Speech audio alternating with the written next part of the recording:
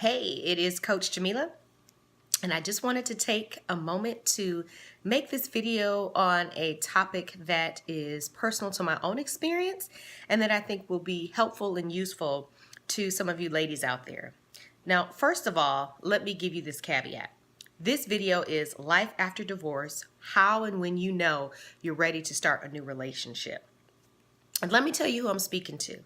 So, the ladies that I'm speaking to are the ladies who went through a divorce that was unwanted, who maybe felt like the rug got pulled out from under them and felt disoriented and lost and like, what in the world?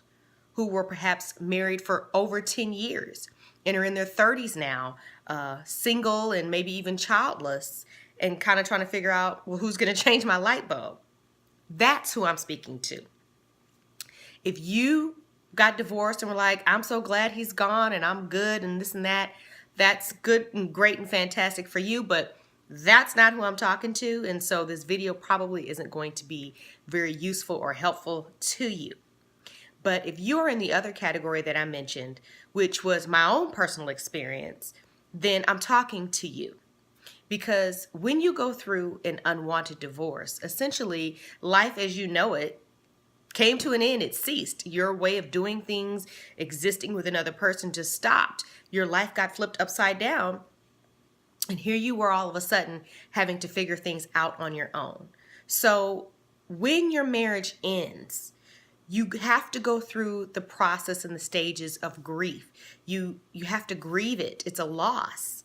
And I know when I was going through mine, I literally studied tons of articles and information on dealing with the death of a mate because the feelings were similar for me.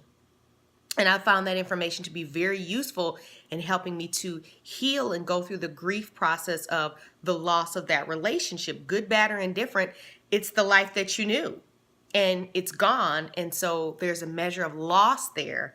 And so you have to go through a grieving process. Now, once you've gone through that grieving process, once you're starting to heal, you will eventually come to the place, because when it's unwanted, no doubt there's going to be some negativity there and some angst on your part against your ex. And so you may not be willing yet to talk about the things maybe that you need to work on. So if you're not in that place yet, then you haven't healed enough to get there. But what will happen is once you've kind of grieved the loss of the relationship and accepted that it's over, you'll come to a place to where you realize, okay, maybe nothing I did was a deal breaker, but I wasn't perfect in the relationship. There were some things that now that I'm out of it and I'm no longer in that emotional thing with this person and I'm clear and alone and able to focus and work on myself without, constant interference.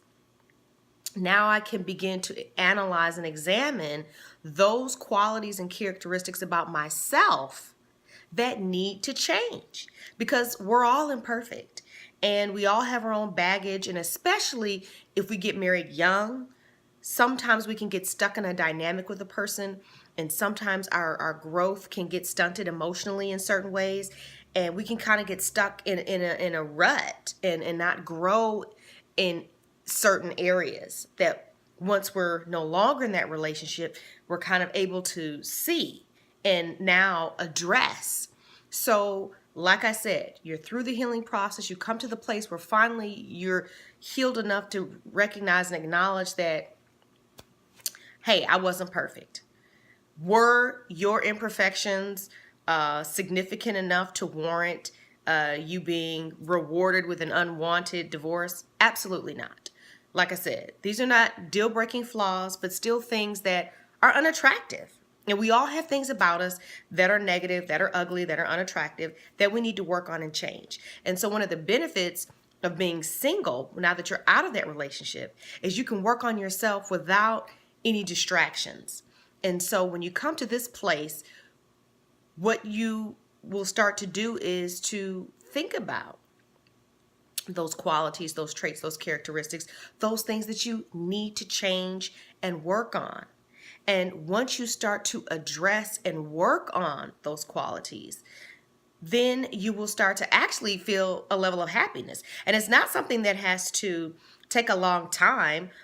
For example, myself, a key area for me, a friend of mine just in happenstance was talking about a conversation with someone else, excuse me, and she mentioned a book that she had read, but it was like a long time ago, whatever.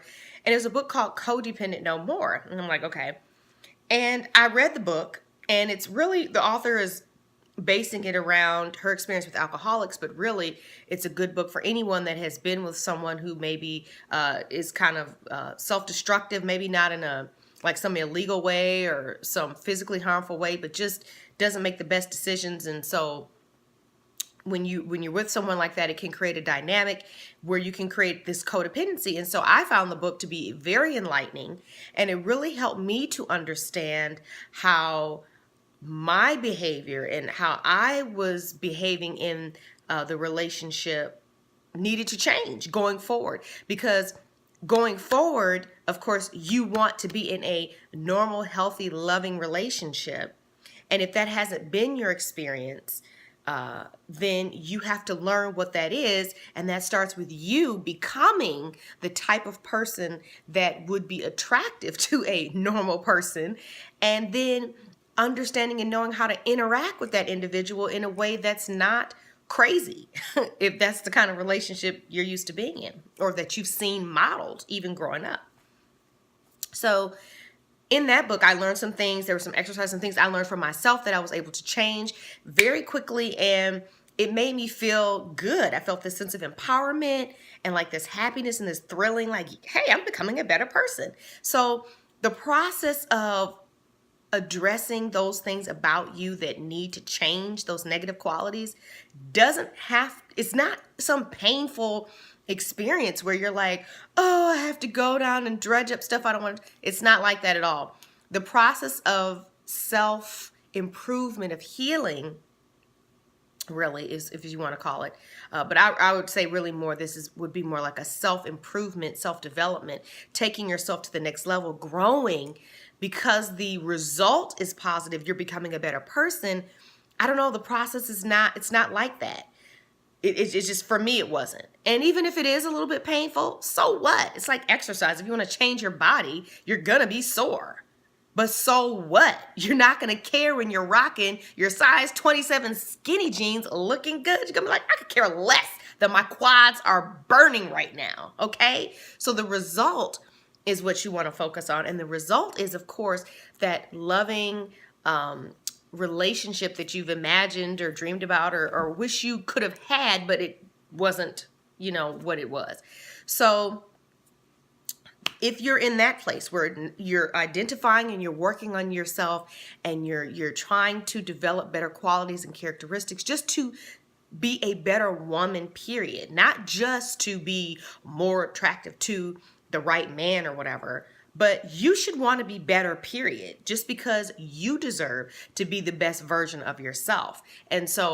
And you should want to clear out the mental and emotional trash that you've accumulated from your previous relationship and then the trauma of it ending.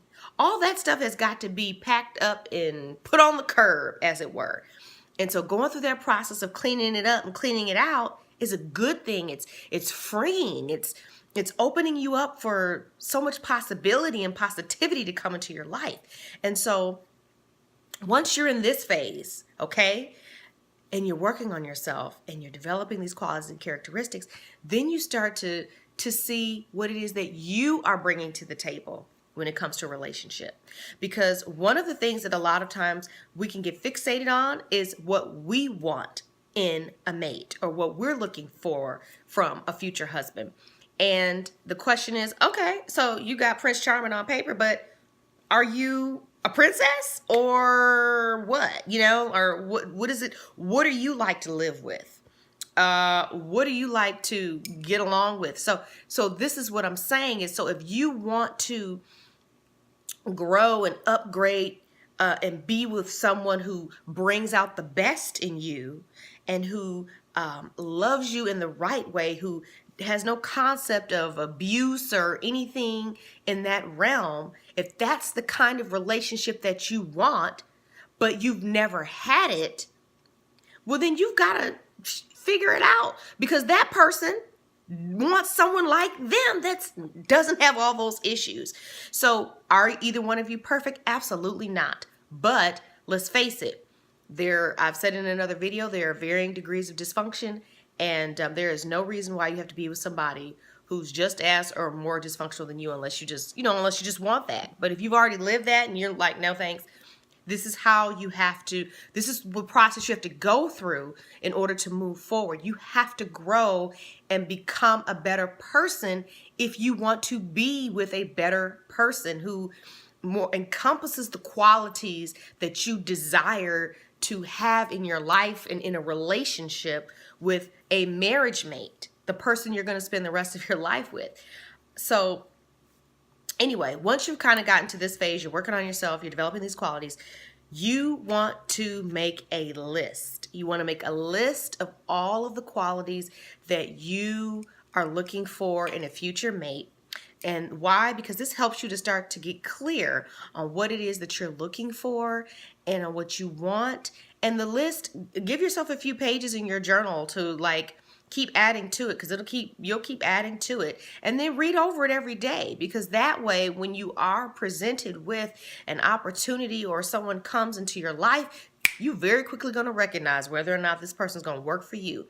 And your list shouldn't be a bunch of superficial physical things. It should be things like, he knows how to talk to me, so therefore I don't go from 0 to 60 because he doesn't bring that out of me. He doesn't take me to that place. Or he's responsible when it comes to money. Or he's a hard worker. Maybe he doesn't have to make as much money as me, but he is responsible and financially sound. He likes to save. Or, maybe your passion is for dancing. He loves to dance. Things that matter to you. Those are the things that you want to write down on your list. And so I said, leave pages so you can continue to add to it. But what it does is, like I said, it starts getting you thinking about what this person looks like. And this person is not based on your ex. This has nothing to do with your ex. This has to do with you healing, becoming whole, developing those qualities and characteristics that cause you to become the best version of you. And then from that place, determining what you need as this person now. And that is the list you are writing. Does that make sense? Okay, so once you're kind of in this place where you are working on yourself and you're making your list, and now you're becoming open to the possibility, well, this is now when you're ready to move forward and get into another relationship. After divorce, when a marriage ends, like I said, you have those stages of grief, and then you have the stages of just, going through the relationship ending. It's a process. The healing process is a process. There's different stages and phases. And sometimes some of us get stuck in the bitterness phase. Well, I don't need no man. I ain't never getting married again. I'm just that. Hey, listen. Marriage was designed, and it's an arrangement designed by our Creator. There's nothing wrong with the arrangement. The issue 9 times out of 10 is that we just made a bad choice. And so we can't blame the arrangement for us maybe making a bad decision when we were too young to be making a decision like that, or not listening or recognizing red flags, or whatever the reason. So if we're stuck in the bitterness and negativity phase where we hate men, or we down with marriage or whatever, you're not done with your process. Because even if you get to the point where you say, well, you know what? I'm good. I just want to be single. I want to do me for a while or a long while. And if ever I find someone, that's great. If not, I'm good alone.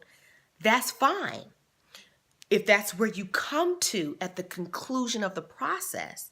But if you're stuck in a phase of bitterness and anger, or resentment towards, the arrangement or men in general, you're not ready. You're not done healing.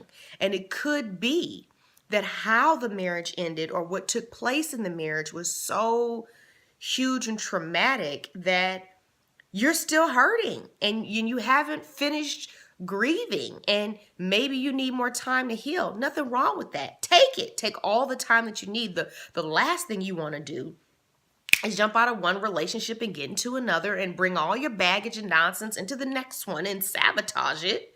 No, you have to end it, clean break, let it go, heal from it, become whole, become better, and then you move forward in a completely different direction with a completely different kind of person who now is where you're at because you've upgraded yourself, okay? You are not where you were. You are here.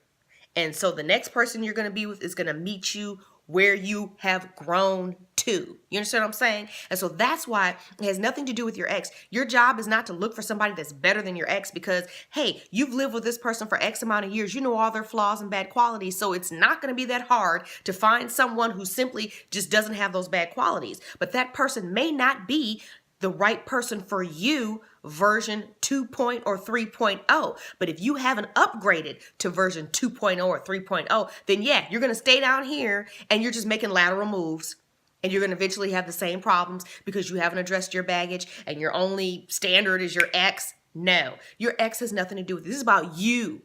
You being whole, what you need, who brings out the best in you, and who pushes you or motivates you to be a better person and supports you in your journey and in your own personal growth. That's the person that you want to be with.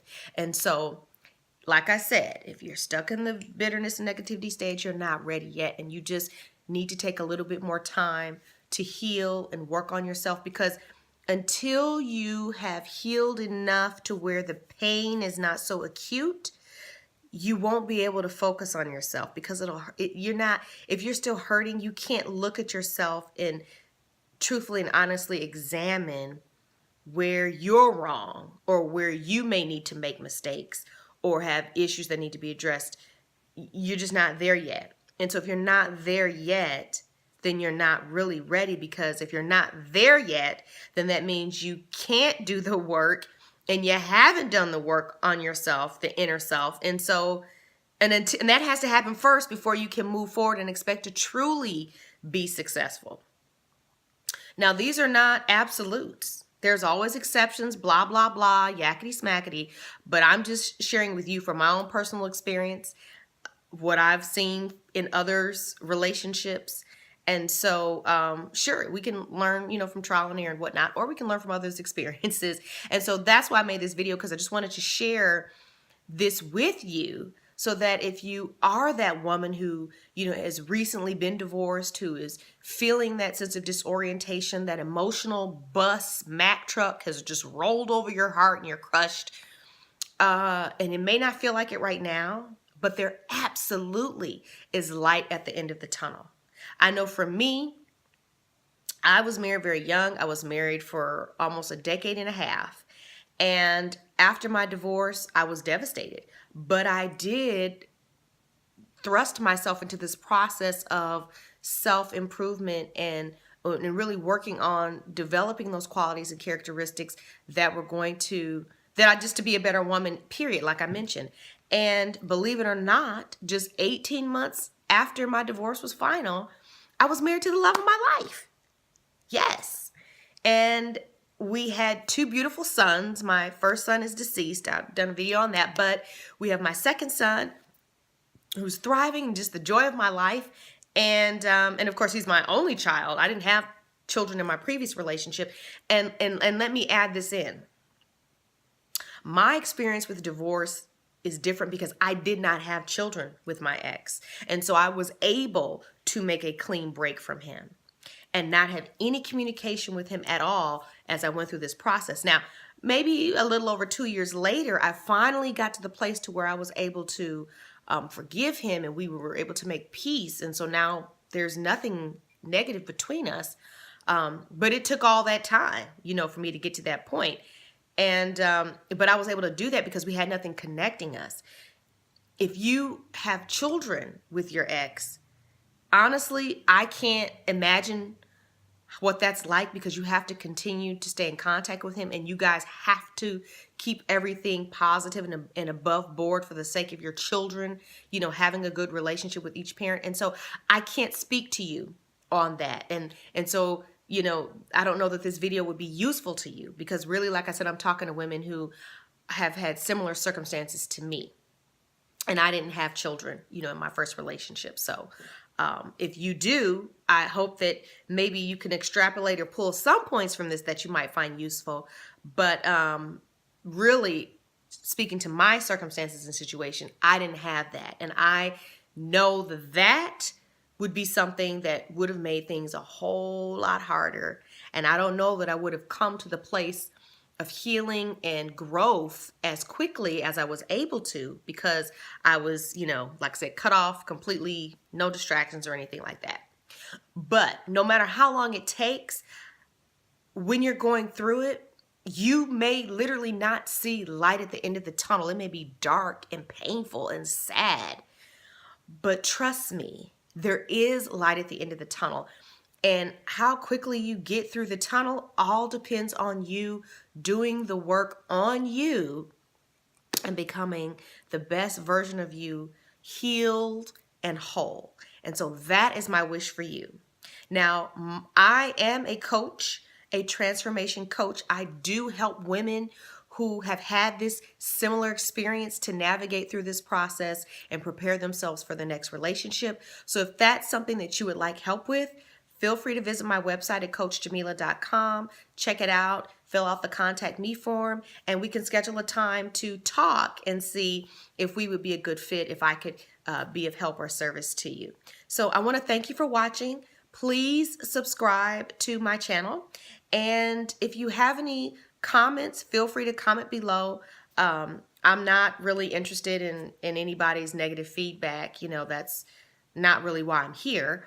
Like I said, if the information is useful to you, fantastic. If not, no problem, move on.